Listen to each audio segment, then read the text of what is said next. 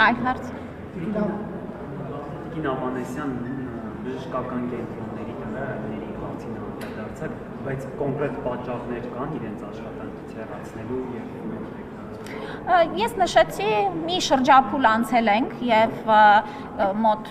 6-7 տարի է այս ուրեմն տնօրենները աշխատել են,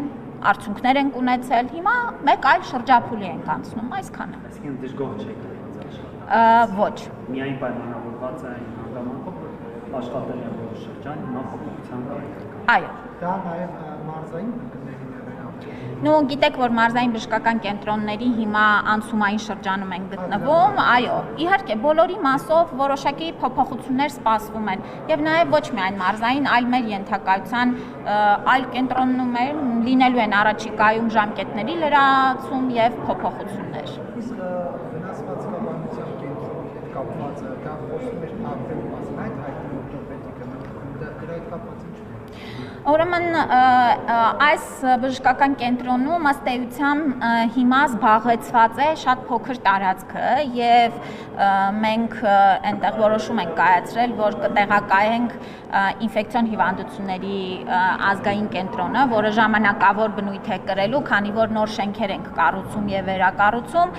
բայց այդ շենքը շատ ավելի լավ վիճակում է գտնվում եւ փոքր վերանորոգումների արդյունքում կարող ենք ավելի լավ պայմաններ ապահովել, քան թե այսօր ունենք ժամանակավոր, որ գտնվում ենք նախկին Սուրբ Աստվածամայր բժշկական կենտրոնում։ Սա է պլանները եւ ըստ էության օպտիմալացումը տարածքների օգտագործման նպատակը սա է։ Տիկին նախարար եւ մամուլը գրում էր այսպես կոչված շնորհակալության ֆոնդի մասին, դուք տեղյակ եք այդ բժշկական կենտրոնների արդյոք նման ֆոնդեր գործել են եւ օրենքի խախտում համարում եք անգամ խոսում են որ հարկվել են այդ